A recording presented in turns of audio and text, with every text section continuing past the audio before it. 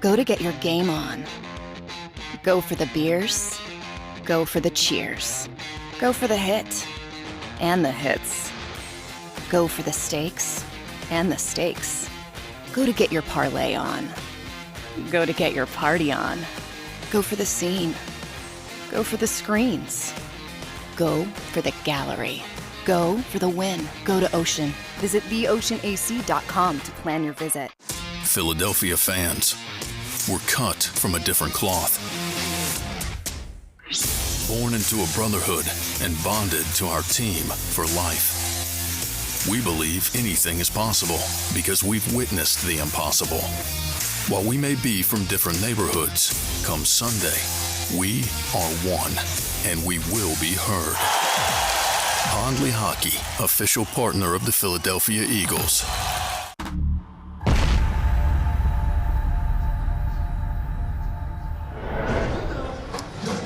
From the amazing Ocean Casino Resort in Atlantic City, this is the JAKIB Media Pregame Show coming to you live from the Gallery Book and Bar and Games in the Ocean Casino Resort, where it was absolutely bumping last night just before Halloween. We all know Derek Gunn had his costume, and he was out and about having himself a good time. Welcome into the show. This is my costume. This is your costume. This is it. Professional reporter right here. Of course, Seth Joyner as well. Welcome back from the bye week, gentlemen. This is how we're going to start things off. First and foremost, Robert Quinn joins an already stout pass rush when it comes to this Philadelphia Eagles defensive line. The question that I know a lot of people are thinking about, outside of whether or not the Eagles will win this game, but maybe by how much they will win this game. The trade deadline is looming. The Eagles already making that move, though, to add Robert Quinn to the mix. Seth, I'll start with you. What do you do when you join a new team to try to fit in, and how do you fit in a team that is already perfect on the season? Well, production dictates, you fitting in or not.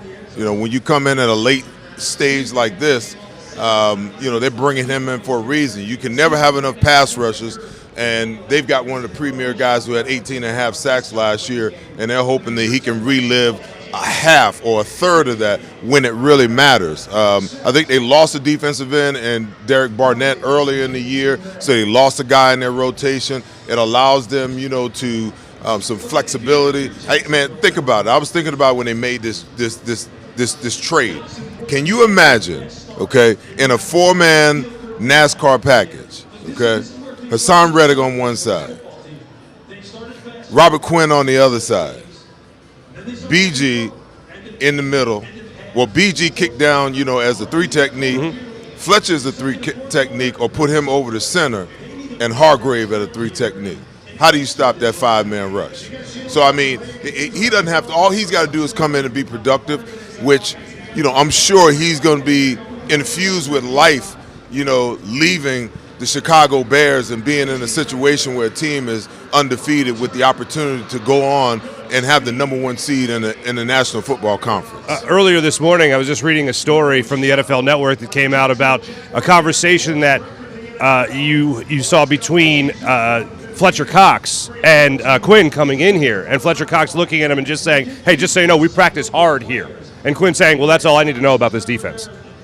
Yeah, it's like a breath of fresh air. He's with the Chicago team that basically is going nowhere. A team that's playing better, but nobody expects to go anywhere. Now, he only had one sack this year. Seth talked about the 18.5 sacks he had in 2021. which was a direct byproduct of having that guy named Khalil Mack on the other side, who was drawing a lot of the double teams, which freed Robert Quinn up. This year, Robert Quinn was the one getting double teamed in Chicago, and people are wondering why he only had 1 sack. Now he's going to be freed again. So which Robert Quinn are we going to see? The Robert Quinn from 2021 or the one from 2022?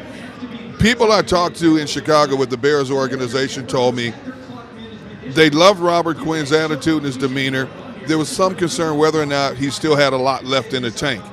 Well, now that you're in a defense on a team that is the only undefeated team in the National Football League, what more motivation do you need to prove that at 32 years old, you can still get the job done? He doesn't have to come in here and play every down. It's a great rotation of guys here. And like Seth just said, when they start playing defensive games, look at what you could do with some of the personnel. My biggest concern, and I don't want to bring this up because this will set Seth off in a minute. My biggest concern is the guy calling the strategic moves with the defensive personnel. What is he going to do with the addition of Robert Quinn? How's he going to use him? Well, that was my question as well, because if you're going to use him beyond the 5-man line, if you're going to go to the 4-man line and you're going to use Robert Quinn, then that means you plan on using him on early downs. If you use him on early downs in the 5-man front, okay, you're kind of tipping your hand, because the only guy that can really drop is Hassan Reddick. So you're not – it's a dead giveaway what they're going to do. They're going to rush the 4 over here and drop Hassan Reddick on the other side. I'm pretty sure Hassan Reddick's going to get pretty damn tired of that. But I just, listen, I feel like we have enough talent on the outside to go some 5-man rush sometimes, a lot more than what we do. And what that does, that frees everybody up across the board to go one-on-ones if they want to put all 5 guys, out into the pass route. So I'm just like when they signed Hassan Reddick, I'm curious to see how they deploy him beyond just the 4-man rush and obvious passing situation. I've said all season long, I didn't think the Eagles' 4-man rush alone was good enough to get the job done. It still ain't. And exactly. It has not been as productive as it should have been when you consider the volume of money they've invested into that defensive line. Sure. The 4-man front has not been as authoritative as I thought it should. People say, well, they have 17 sacks. Well, they have 9 against a Washington defense, Washington offense that I think 3 of us together could at least get 1 sack between us. I'm not saying you out. I was about to say. No, I'm saying you might get 1.5. You might get 1.5. Mark and I would combine for 1. We'll get a half apiece. If it's possible to combine for just a half of sack, that's what we would get right there. That's exactly right. I know some Eagles fans had their eyebrows raised when they were thinking about Howie Roseman potentially making another move. He made a move, obviously, for the one that they got in here with Quinn. But before that, there was talk about Christian McCaffrey possibly coming to the Philadelphia Eagles. The Eagles were supposedly in on that trade, at least not to the point that the San Francisco 49ers were. So, Gunnar, I'll ask you, there's a couple of names out there right now that are very interesting to some people, Alvin Kamara being one of them, Kareem Hunt being another, with the Browns finally deciding, okay, you can seek a trade. Are the Eagles going to make another move before Tuesday's NFL trade deadline, Gunnar? I would like to say no, but then again, we're talking about Howie Roseman, who never sleeps. This man is always wheeling and dealing in his mind of ways he can make this team better. When you bring in a Robert Quinn, right, what you're saying is basically, let's win now. Do you think they need another running back? I don't know, because the running back trio they have right now is decent. You bring in a Kareem Hunt, obviously there's an odd man out. Somebody's not getting touches, okay. But then again, you look at the caliber of running back a Kareem Hunt is, how do you bypass a guy like that? But what do you have to give up to get him? The Eagles did inquire about Christian McCaffrey, but they were not about to give up the draft capital that San Francisco gave them up to get that guy. 2nd, 3rd, 4th this year, next year, and a 5th round the year after. That's too much for a guy who's only played like 10 games over the last 2 years before this year. As electric as he can be, that's too much draft capital. When you look at where the Eagles are right now for the draft of 2023, they have 2 firsts, 2nd, and a 3rd, but then now they don't have a draft pick until the 7th round. You don't have much else to give up. You're not giving up those top 3 picks, okay? Plain and simple. I would love to see a Kareem Hunt here. I think Kansas City, I think Cleveland would want too much to get him here. Mm-hmm. All right, would you make any other upgrades across the board when you look at this team right now with what might be available? Running back seems to be, Seth, one of the ones that everyone is looking at this point. Listen, there's a lot of tread left on the tires of Kareem Hunt. And I said when Kareem got in trouble and they put, he was put on the back burner in Cleveland, I said the Eagles should go get him right now, get him whatever help he needs, and stash him away until he's eligible to come back. Now, he's got a lot of tread on his tires because he spent a whole year not playing, and he's playing behind, one of the premier rushers in the game in Chubb. So that seems like the smart decision to make. But then you put yourself in a quandary. You got 2 running backs in expiring contracts in both Miles Sanders, and Kareem Hunt at the end of the year. Now, if you're going all in, you go all in. It is what it is, okay? And you worry about the salary cap next year. But to me, he's the type of player, I'd rather have him over Alvin Kamara. I mean, a lot of people probably see it, a different way. Listen, I'm not a big fan of Kamara and the way he plays. Yes, he makes a lot of plays in the passing game. He's fast, but I see all of those attributes in a guy like like Kareem Hunt, but I also see the power in a guy like that Alvin Kamara does not possess. I seen Malcolm Jenkins shut him down once upon a time on the sideline.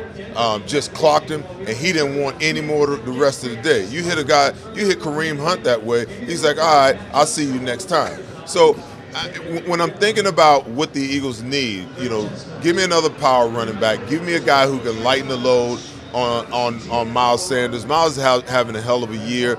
Got my fingers crossed, knocking on wood, even got my doggone toes crossed. I hope the guy can stay healthy the whole season, but his history hasn't said that he was able to do that. So you're better off making the decision and going after that guy that you can bring in to spell him and create some opportunities now than waiting until something happens, and now you're up against it, and they're going to hold you over the barrel to get the guy that you want. Or you pass the trade deadline, you're not going to get him anyway. Plain and simple, a Kareem Hunt wears the defense down mentally, physically, and emotionally. You know how demoralizing that is when you think you have that young man stopped and he keeps those legs moving. He's picking up 5, 6, 7 yards, and if he gets in open space, you're going to be dust. You're going to be looking at the back end of his jersey. I would love to see a Kareem Hunt in this offense. I don't think it's going to happen. Okay, fair enough. Not just demoralizing for him, but setting up maybe another run for maybe Miles Sanders, or then Jalen Hurts breaks loose because you have such a dynamic player in Kareem Hunt coming to Philadelphia. Potentially. Probably not according to our Eagles reporter, Derek Gunn. But as of right now, I know a lot of Eagles fans are, of course, very happy about a man like Robert Quinn now being on that defensive line. That handles the business pretty much for the bye week, gentlemen, and the trade deadline coming up on Tuesday. We have an opponent sitting in front of the Philadelphia Eagles right now in the 2-5 Pittsburgh Steelers. I know this is something that no player should ever do, but as someone who doesn't have to play in the game at all, I look past this Steelers team. I think the Eagles are going to dominate in this game today. That's what I want to see. If you look at statistical categories, if you look at pretty much any statistical category throughout this entire matchup, the Eagles have the advantage in just about everything, and they have it quite handily. They're 6-0 coming into this game, as we all know, coming off their bye week. Nick Sirianni is looking to improve to 2-0 in his coaching career after the bye week. How do the Eagles not win this game, gentlemen? But let me start on the other end. If the Eagles were to lose this game, it would have to be a game that I feel everything would have to go wrong. Seth, looking at this matchup, how would they lose this game? By maintaining the mindset, listen, they haven't played flawless. They're 6-0. Let's give them a hand clap and applaud the fact that they're 6-0. But I think even they have stated that they haven't played that complete game that they've been looking for. I even had a quote from Nick Sirianni on my show the other day where I was talking about, him saying, when we get a double-digit lead in the second half, what we really want to do is we want to hurry up and get the game over with. I'm like, that is like such the wrong mentality when you stop and you think about it. You coach a player every single day in practice to go all out to play 60 minutes. But when you get a lead, now you're trying to hurry up and run the game out. Does the Kansas City Chiefs try to run the game out? Hell no, they try to blow the damn scoreboard up, okay? They don't stop blitzing. Teams like, the great defensive teams like the Giants, who, again, I think is going to be a problem. Martindale doesn't back off, with a 2-touchdown lead. He keeps the pressure on. That's how they can lose a game like this today. If they get a lead and they lose momentum because they've taken their foot off the pedal, and Jonathan Gannon's playing, this sticks defense where they're 10 12 yards off the ball, and all of a sudden this young kid who can sling it, all of a sudden gets his confidence going. Once momentum shifts, one of the hardest things in the world in professional sports to do is shift the momentum back. That's why while you got the momentum, you keep the momentum, and you try to just, you try to end it. By the time you get to 4 minutes, you want to make sure that there's no shadow of a doubt. But the problem is, with today's NFL, you're a turnover to a couple of pass interference, PIs, defensive PIs, which are spot fouls. You're a couple of those away from a team being right back in the game, boom, in 2 minutes' time. All right, Gunnar, we're looking at this team, and you look at the numbers, for instance, just to list a couple of them. When you're talking about a team that scores only 15.3 points per game, that's the Pittsburgh Steelers, and they allow 23 points per game. That is respectively 31st and 22nd in the NFL. This, again, would have to be a game, in my opinion, the Eagles have to do everything wrong in order to take that L. There's no question about it. We had a former Steelers player, offensive lineman on our show, Sports Take Friday, Max Starks. And it sounds weird to say this, but the Pittsburgh Steelers are a team in an identity crisis right now. What we've always known historically about the Pittsburgh Steelers is this. They're going to have solid offensive line play. They're going to try to run the football. They're going to play rugged defense. They have not been able to do any of those things consistently. It's not that they don't have good players on that team. They don't have enough supporting cast to complement those good players on this team. The best thing that's happening for the Eagles today is you have a young quarterback in Kenny Pickett, who I believe is going to be a good quarterback in the National Football League. But because he's been in and out this season, up and down, he is going through growing pains. He has 2 touchdowns and 7 interceptions. Now, when you look at the Steelers team as a whole, they're 2-5 right now, but they're playing teams close to the vest. They beat a Tampa Bay team by 2 points that's reeling right now. They're decimated by injuries, and obviously they're spiraling downward. They should have beat Miami last week, except Pickett misread the coverage and threw the pick at the goal line. They lose that game by 6 points. They should have won it 17-16. Eventually, they're going to learn how to correct some of the deficiencies they have. Hopefully, they don't learn it today. Yeah, I hope the same thing, especially when you look at that defense from last week. Also, when looking at that Pittsburgh Steelers secondary, they dropped a number of interception opportunities that could have turned the tides of the game. If you saw that game, it was embarrassing the way they went about it defensively. In the right spot, at the right time, couldn't make the catch. Certainly, we're hoping for the same types of breaks when it comes to Jalen Hurts, if the precious pigskin is ever in peril in this game. But looking at the way this team is played, offensively speaking, great run game, great passing game as well. Yards per attempt are off the charts right now when you consider that they don't throw the ball all that much. But one thing has remained constant throughout this season. 70% of the Eagles' points this year have come in the second quarter. So when I look at a team like this today, gentlemen, this has to be the game where the Eagles are able to put all 4 quarters together in order to show just how dominant they can be. Well, Nick talked about that. I usually don't like these early season bye weeks, but given how beat up the offensive line has been, you've got, say, Amalo's been, missed games, Mailata's missed games, Dickerson's missed a game, and Jason, Kelsey has been just nicked up the entire season. The bye couldn't come at a better time. What the bye also does for the coaching staff, it gives them an opportunity to look at what they've been doing, to self-scout what they've been doing over the first 6 games of the season. Because, listen, when you're 6-0, the teams that are coming up on the schedule, they're working overtime to try to figure out what it is that you're doing and how to stop what you're doing, especially offensively. Well, the game plan against Dallas was just genius. Dallas wanted to play an over defense, so they overshifted to the tight end side. So they decided, okay, we're going to put Micah Parsons in the mixer here, and we're going to read option off him all day long.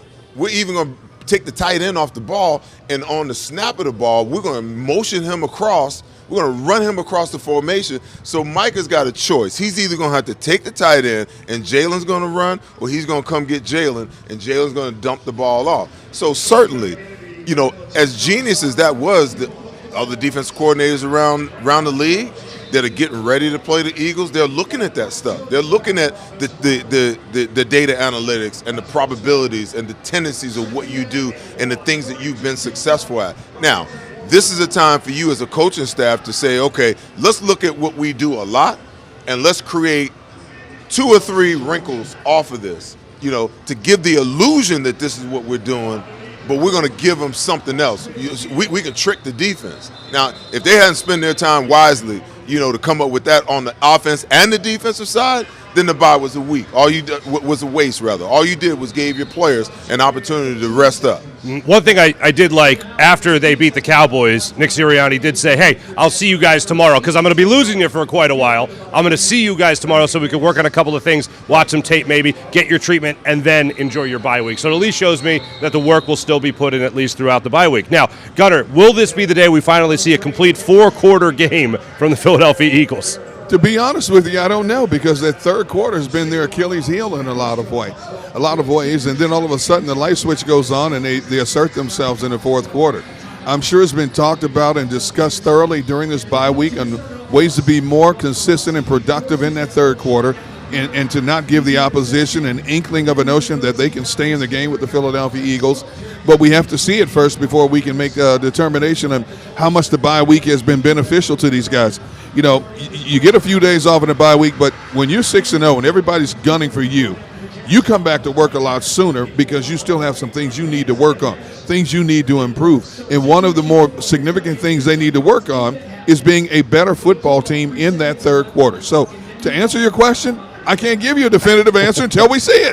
The only thing I want to see in this game, if it's not a complete 4-quarter game, it's because it's such a blowout by the fourth quarter. They can just run the football a little bit, run out the clock, and do what Nick Sirianni apparently wants to do anyway, what he told Seth, which was, let's just get this game over as fast as possible. Yeah. Now, here's a great thing. We have the Phillies in the World Series, obviously. Last night did not go the way we wanted it to. However, they are coming to South Philadelphia for games 3, 4, and 5. And if you would like a chance to go to those games, we're going to throw to our lead sponsor for the post-game show. We're going to throw to Pond Lee Hockey, our friend Tommy Giordano, who is going to tell us how you can win some tickets. We'll be back in a moment. Philly sports fans, I'm Tom Giordano from Pond Lee Hockey Giordano. First and foremost, thank you for watching the Pond Lee Hockey post-game show. But right now, we're giving away tickets to the World Series. Follow Pond Lee Hockey on Instagram and check out our posts for your chance to win tickets to all 3 Phillies home games. Go Phillies and go Birds.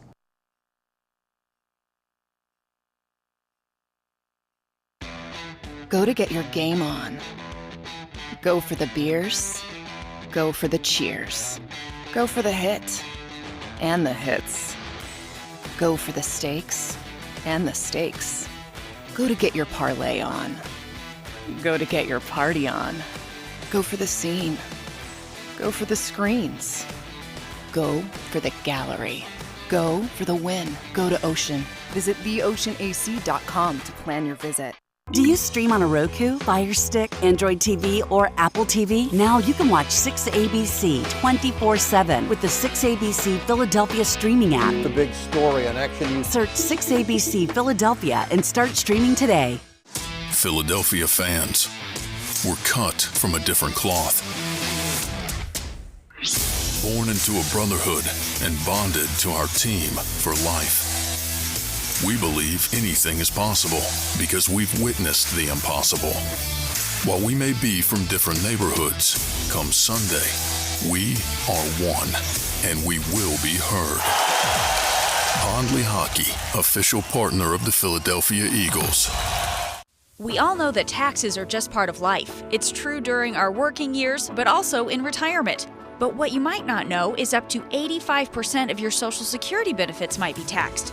Our team at Thrive Financial has helped retire thousands of people across the Delaware Valley by asking questions they never knew they needed to ask, including how their Social Security benefits might be taxed. It's time to be proactive on taxes. Get your Thrive Retirement Tax Playbook today.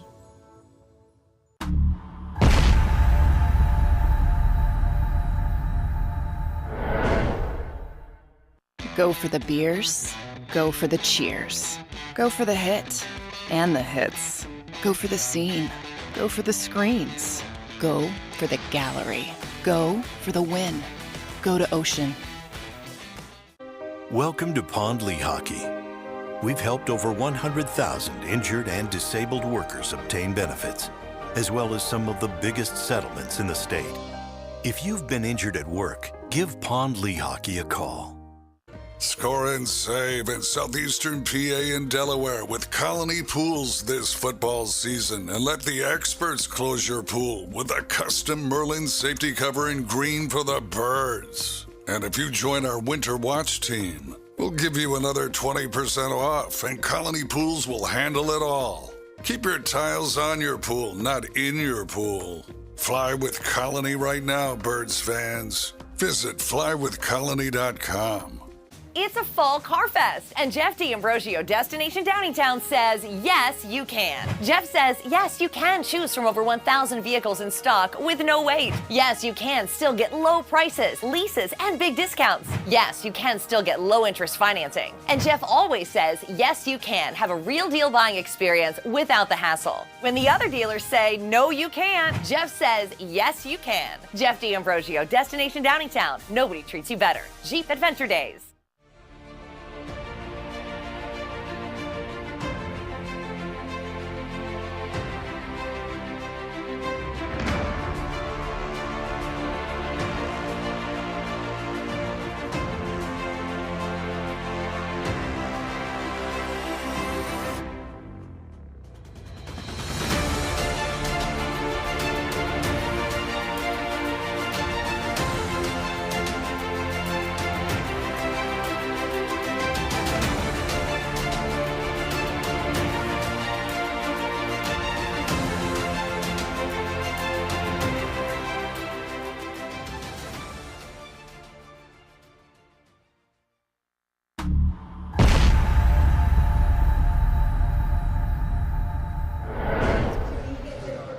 Welcome back to the JAKIB Media pregame show from Ocean Casino Resort. We're now going to go to Lincoln Financial Field for the JAKIB Media NFL insider, John McMullen. John, how you doing, man? I'm doing well. How are you guys? Doing fantastic, and hopefully even better in a couple of hours when the Eagles hopefully improve to 7-0 on this season. I mean, we're all looking at it seemingly pretty confident in the Eagles' abilities today against the Pittsburgh Steelers. What's something you think the Eagles have to be very much aware of when facing a 2-5 opponent like the Steelers are?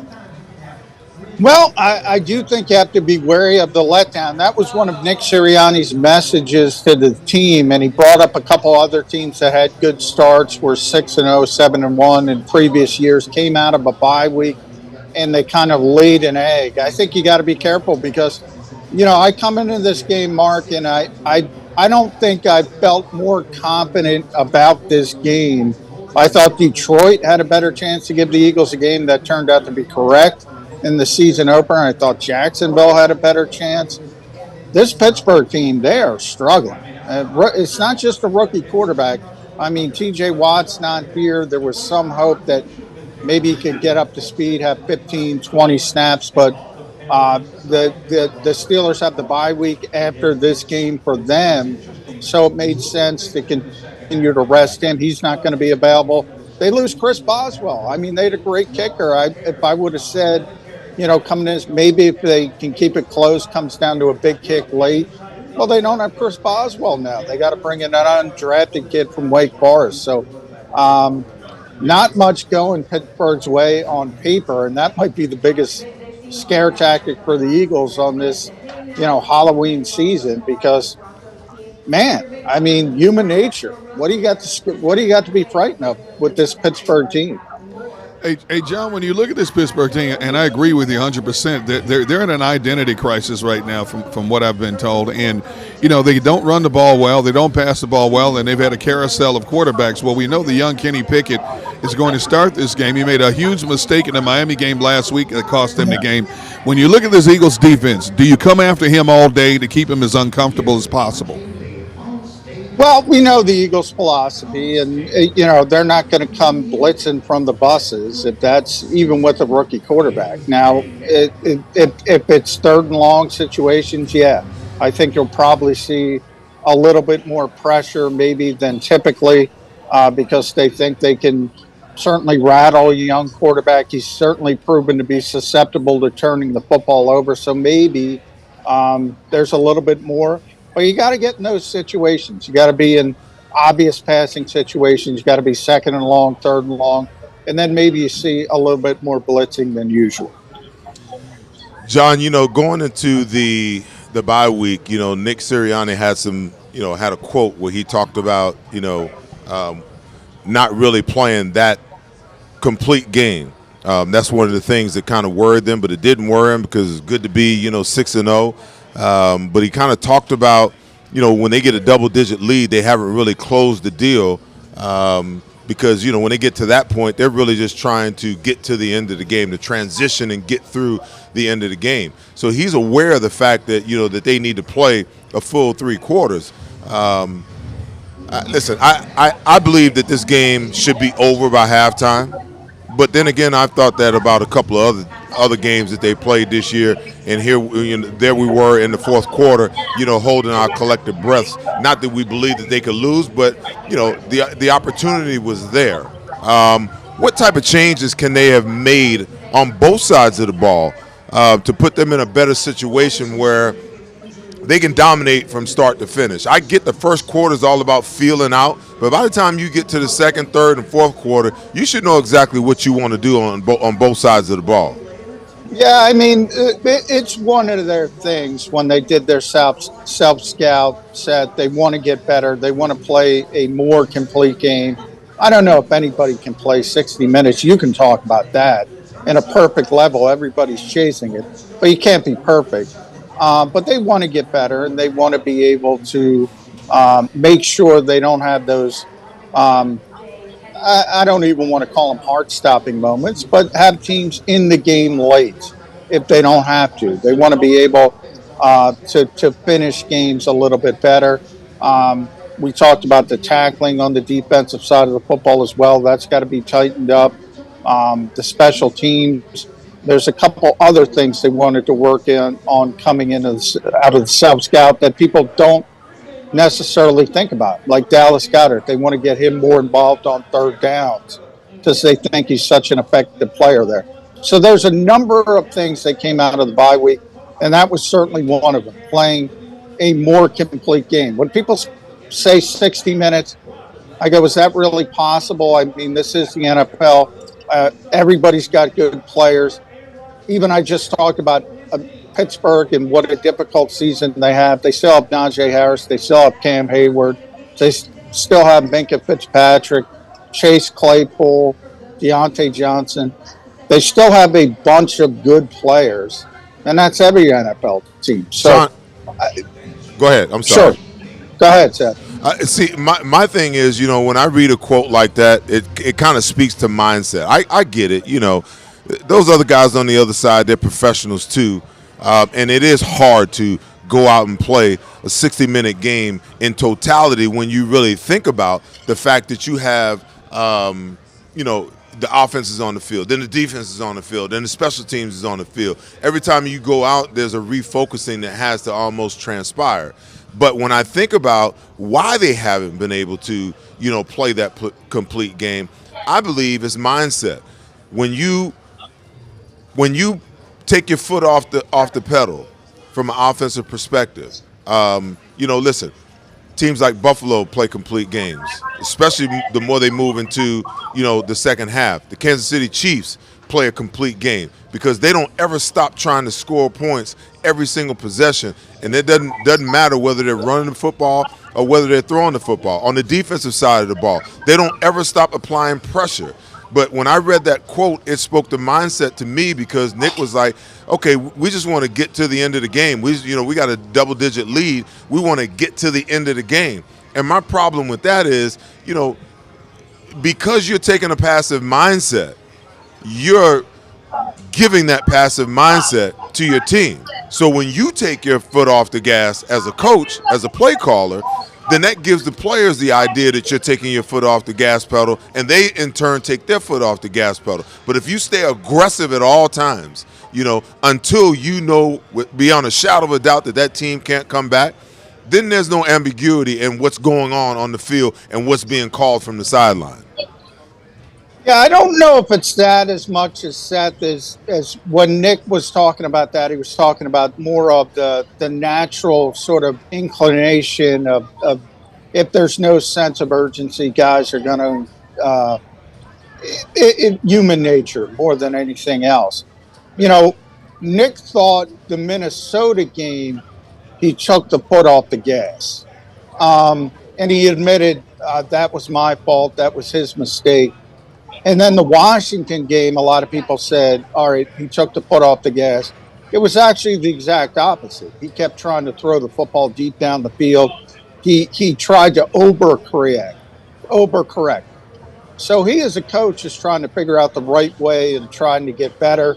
But when you try to live up to the standard of Buffalo or Kansas City offensively, all right, look, they're not as explosive as Buffalo or Kansas City. But there are a lot of things the Eagles do better than Buffalo or Kansas City. They're just a different team, and they've dominated in every bit of way as those two teams.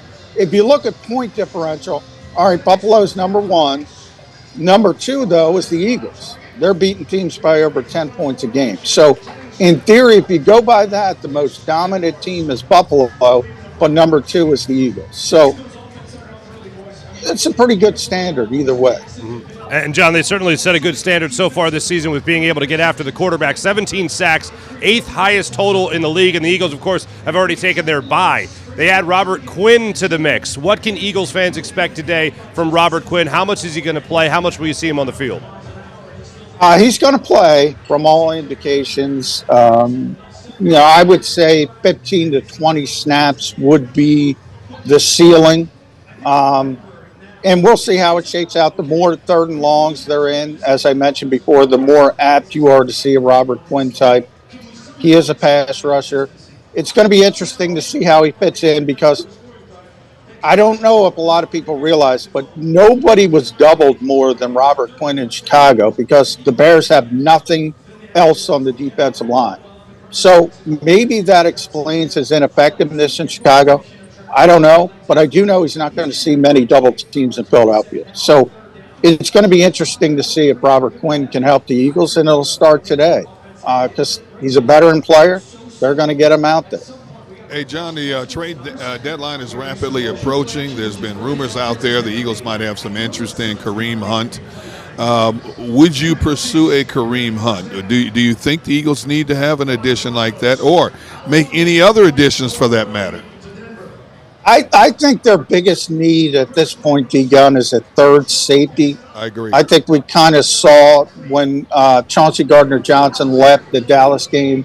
I think it was for 16 reps. There was a significant downtick to Kayvon Wallace. Could they use a running back? Yes. I get the feeling Howie Roseman would like a running back more than Nick Sirianni. Nick likes Miles Sanders a lot. But I think you need two. And I don't think Kenny Gainwell is taking that step forward. I don't think Boston Scott is that guy. So I do think Howie would like to add a running back. He's not giving his first-round pick back to New Orleans for Alvin Kamara. That's the silliest thing I've ever heard. Yeah. And remember, one concern is this team has already traded their mid-round picks in next year's draft. So it becomes more difficult when if it's a conditional 4 for Kareem Hunt, you might have to pop it up to a 3. Would the Eagles like the player? I think the Eagles would like the player. Can they get it done? That's a different part of the question. John, so we've all watched the Eagles play through 6 games. We've seen the highs, we've seen the lows. Put your coaching hat on for a second and go into this offseason based upon what you've seen over the first 6 games on both sides of the ball and on special teams. And give me one thing in each phase of the game that you would like to see changed to help this team go to another level.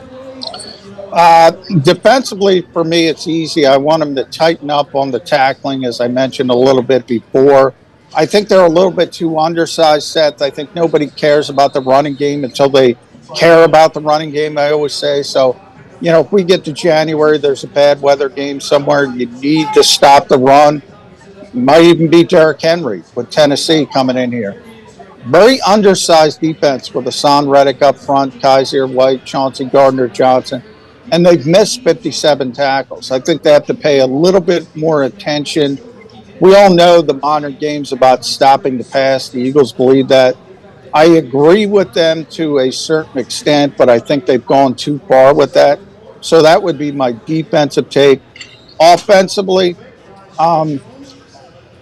they've been really good offensively. And I always say this is not a run first team. It's not a pass first team. It's a Jalen Hurts first team. They build the offense around what Jalen Hurts does well. I think they've done a very good job with it. If there's one nitpick, I would say they need to be a little bit more explosive in 12 personnel when they play those two tight ends. So it'd be nice to have that second tight end who can stress the defense like Dallas Goedert can. Tyree Jackson might be on his way back. Maybe he's that guy. But Jack Stoll certainly is not.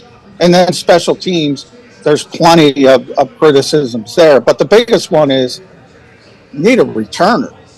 I mean, at some point, it's not as important. We know how many touchbacks there are on kick returns. The punters are so good. There's less punt returns than ever. But when you have an opportunity, you need to be able to return punts. And I see, they're playing the London game now. Kristen Kirk is returning punts. I saw Miami play.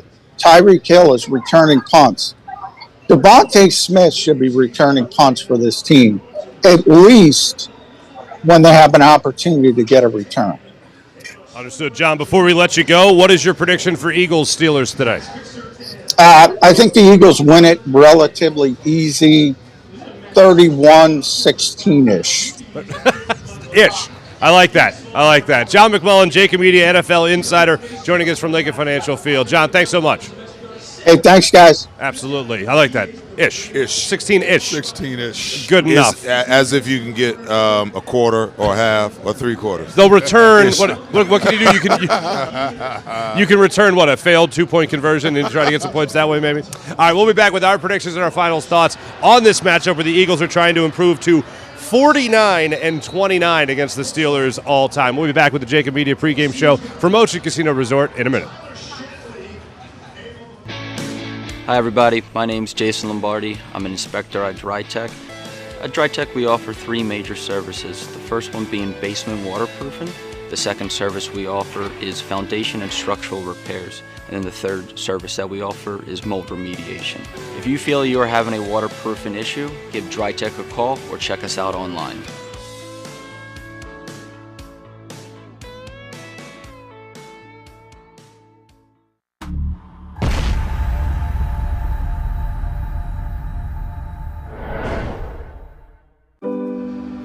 My husband hadn't missed work in 15 years. His injury required months of rehabilitation, and unfortunately, the insurance company didn't see it that way. I was working 2 jobs, but it wasn't enough. One conversation with Pond Lehocky changed everything. We sat down, told him our story, and they guided us through the whole workers' compensation legal process. Pond Lehocky. Tell us your story.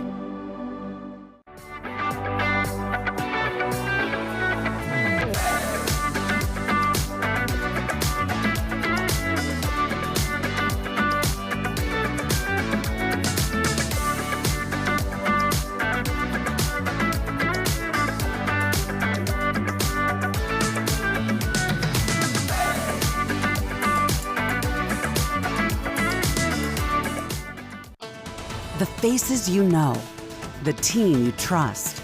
The Delaware Valley's leading news program, Action News.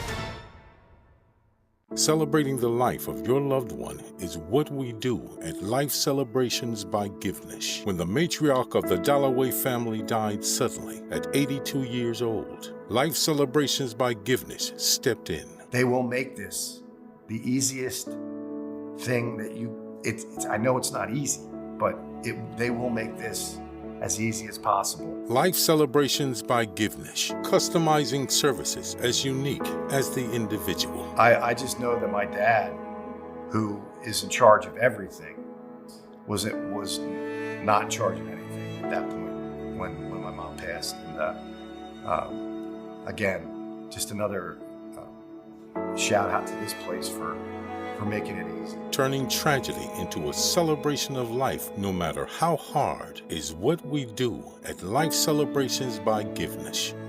Life Celebrations by Givnish, customizing services as unique as the individual. Go for the beers, go for the cheers, go for the hit and the hits, go for the scene, go for the screens, go for the gallery, go for the win, go to Ocean. Go passionately, go fearlessly, go confidently. Go Birds!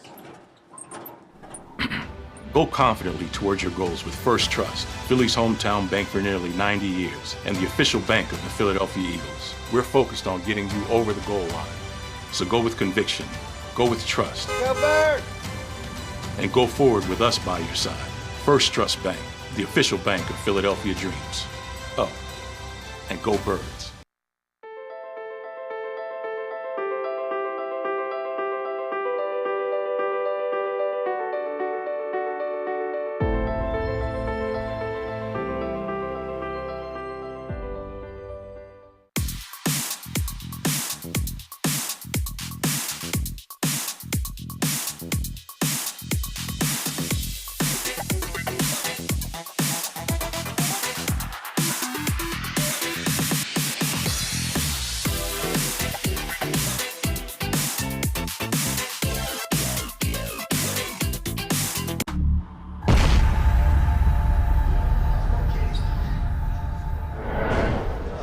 Welcome back to the JAKIB Media Pregame Show. Marc Farzetta, Seth Joyner, and Derek Gunn with you right before Eagles and Steelers kickoff. Eagles coming back from the bye week. We have talked optimistically about the Philadelphia Eagles taking on the Steelers today, and rightfully so. But there are a couple of receivers out there. One named Chase Claypool that Eagles fans remember from 2 seasons ago, 3-touchdown game. A linebacker was on him at the end of that game. Eagles, of course, looking to hit the reset button on that and have a little bit of a do-over today and stay undefeated as they take on this team. One question mark I have surrounding the Pittsburgh Steelers has to do with their run game. Gunnar, you mentioned earlier that when you talk about the Pittsburgh Steelers, for generations you could talk about a solid defense and you could talk about a great run game. They have a pretty damn good running back in Najee Harris. Had a great year last year. They have not been using him to the same degree this year, even with trying to break in a rookie quarterback. What do you expect them and how do you expect them to use Najee Harris today? Well, they're going to try to establish the run. The problem is they don't have the offensive line to do it. You know, and for whatever reason, their offensive line has been so inconsistent this year that it's affect their overall continuity or attempt to have some kind of continuity. Najee Harris only is averaging like 3.8 yards a carry. You know, he is one of the better running backs in the National Football League. He is one of the toughest running backs to bring down in the National Football League. But because of the inconsistent offensive line play, he hasn't been able to showcase that talent the way he has in years past. So I expect their running game to struggle, which means their overall game is going to struggle as well. Seth, let's talk about those receivers for a second now. You talk about that rookie quarterback, a 20th overall pick like Kenny Pickett.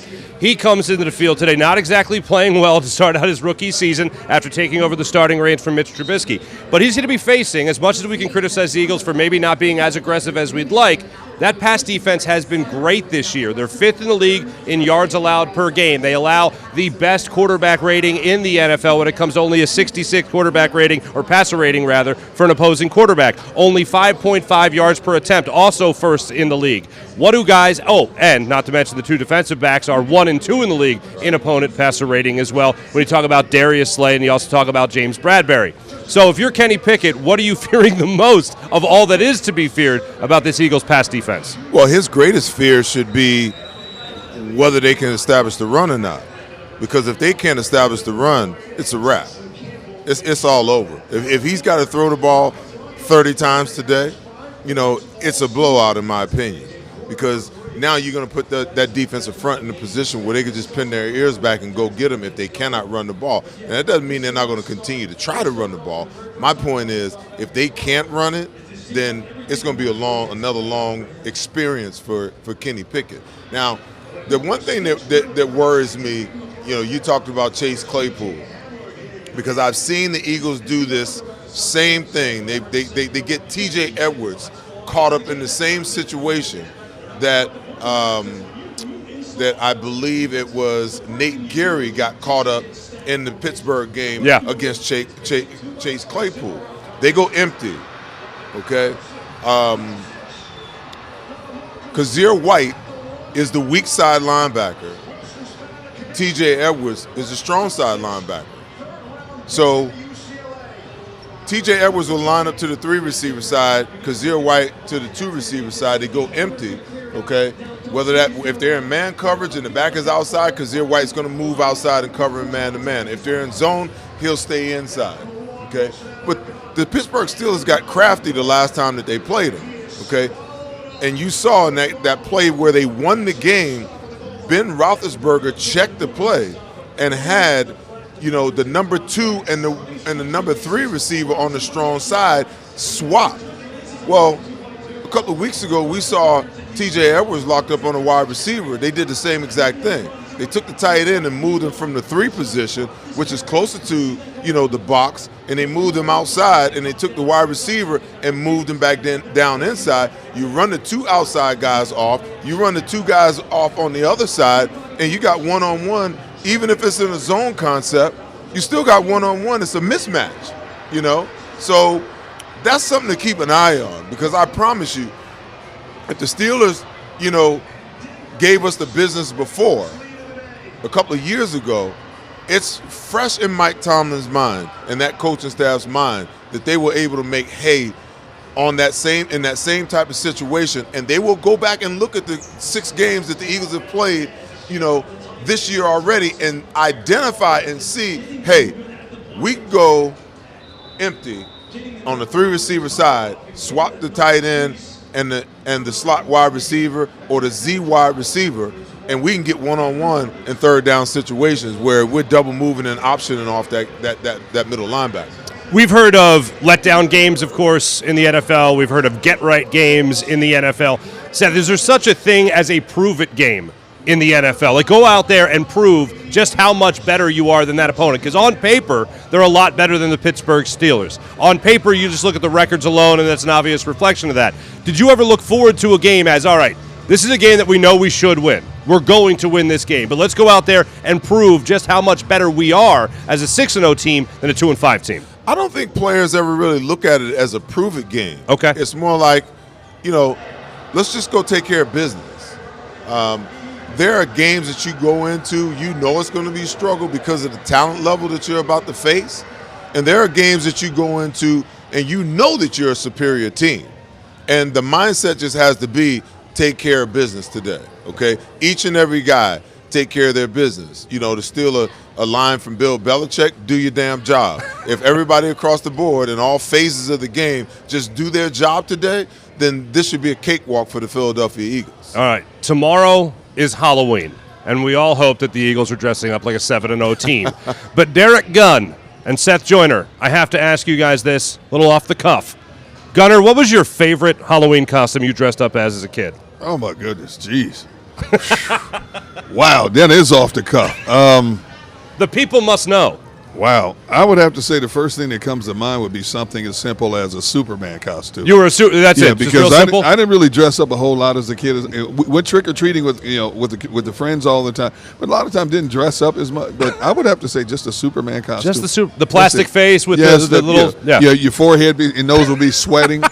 Even when it was 30 degrees outside in the Midwest, your forehead and your brow and your nose around your nose be sweating and stuff like that. And by halfway through now, you just rip that thing off. That's it. I'm done with this. There you go. What, Seth Joyner, your go-to Halloween costume as a kid? Oh, listen, man. We were too damn poor for Halloween costumes, man. Mama just made you up in some stuff, and she made you up sometimes. These some things that I ain't want to tell you that we were made up as. No, but honestly, I think I got one store-bought costume that I could remember, and I asked my mom for that costume every single year, even those years where she made us up. I want to be the Spider-Man. Spider-Man is my favorite Marvel comic. I mean, I love me some Spider-Man. Yeah. Okay. I mean, they could make 20 Spider-Man Marvel movies, and I'll go see them all. Well, we got the whole universe covered then, because I'd have to go with Batman. Well, I got a Batman, and then Michael Keaton Batman had just came out. Oh, man. You couldn't tell me nothing. Dressed up as Batman. I was going around the suburbs fighting crime. You know what I'm saying? But Did you have the voice? I'm Batman. Yeah, you had to go with that one. That was my Batman, not the Batman of today, or at least what used to. I'm Batman. No, when you were a kid, the voice was much squeakier. Yeah, well, it was even more annoying than it is now, maybe. Oh, my goodness. All right, let's get our predictions in here. Eagles, Steelers. I've been saying it really throughout the show. I'll go first on this one, fellas. Gunnar, I'll go to you, and then Seth. But, I mean, I got this one as a 41-13 Eagles victory today. I have this as the prove-it game. I have this as the dominant game. I have this one as the let's chalk up the W and on to the next one. Gunnar, where are you at today? Well, as bad as it's been going for the Pittsburgh Steelers, this is still a Mike Tomlin coach team. And you can see that they fight tooth and nail till the bitter end.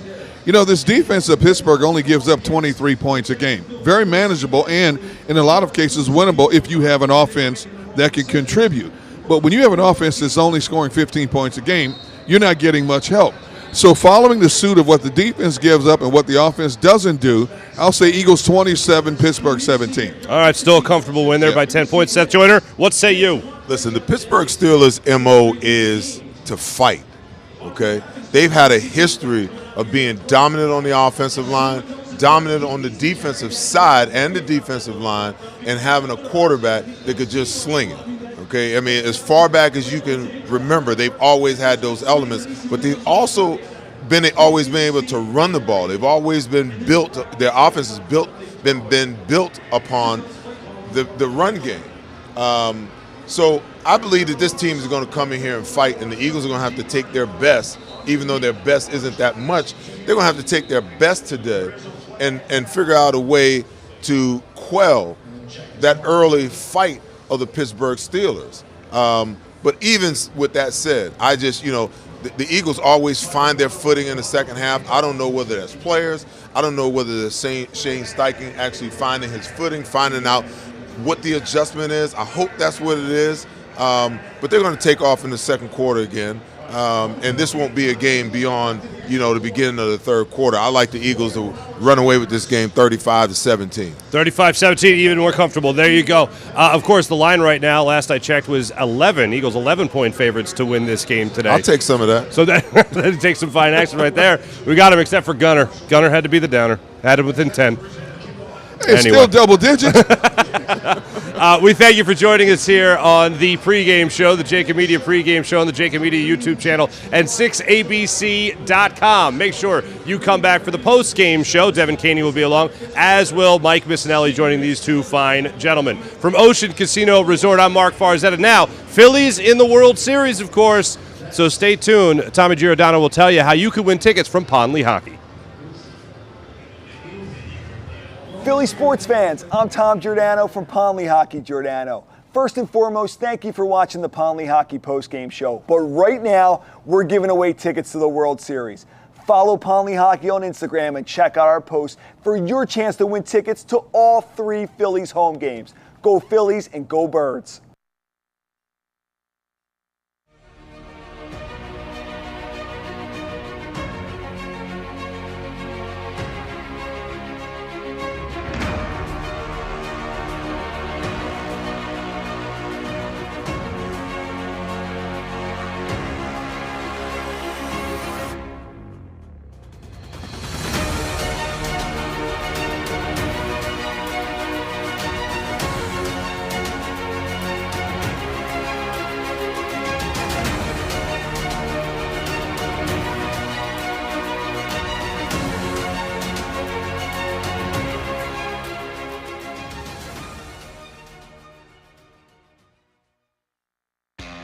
Go to get your game on. Go for the beers. Go for the cheers. Go for the hit and the hits. Go for the stakes and the stakes. Go to get your parlay on. Go to get your party on. Go for the scene. Go for the screens. Go for the gallery.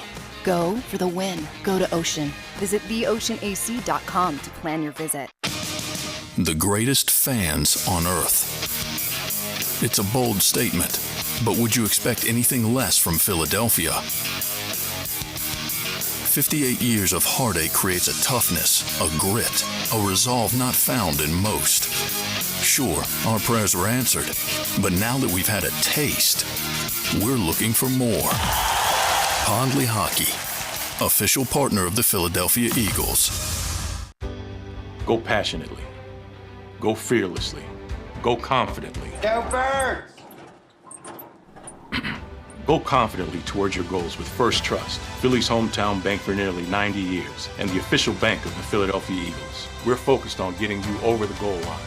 So go with conviction, go with trust, Go Birds! and go forward with us by your side. First Trust Bank, the official bank of Philadelphia dreams. Oh, and go Birds. Score and save this football season on your car insurance. Before the next game, save up to 40% on your auto insurance policy. That's right, 40% savings. Call an audible this season and contact the Del Val Insurance Group. They're an advocate for you, not an insurance company. That means they'll get you the right coverage and save you up to 40%. Call managing partners Fran or Jim of Del Val Insurance, 215-354-0122, or score and save at dvigi.com. dvigi.com.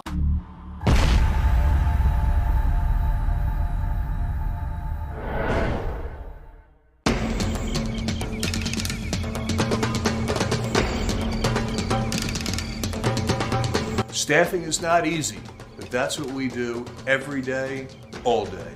The key to our success is storytelling, asking the right questions to find the right people. Hi, I'm Gary Kane, president of Kane Partners. We want to be your staffing partner.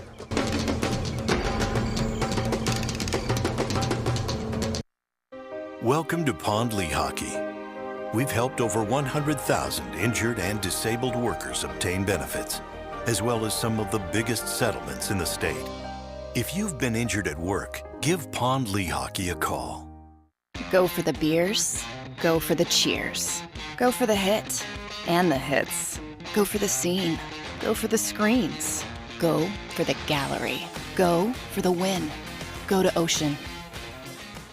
It's a fall car fest, and Jeff D'Ambrosio, Destination Downingtown, says, yes, you can. Jeff says, yes, you can choose from over 1,000 vehicles in stock with no wait. Yes, you can still get low prices, leases, and big discounts. Yes, you can still get low interest financing. And Jeff always says, yes, you can have a real deal buying experience without the hassle. When the other dealers say, no, you can't, Jeff says, yes, you can. Jeff D'Ambrosio, Destination Downingtown. Nobody treats you better. Jeep Adventure Days.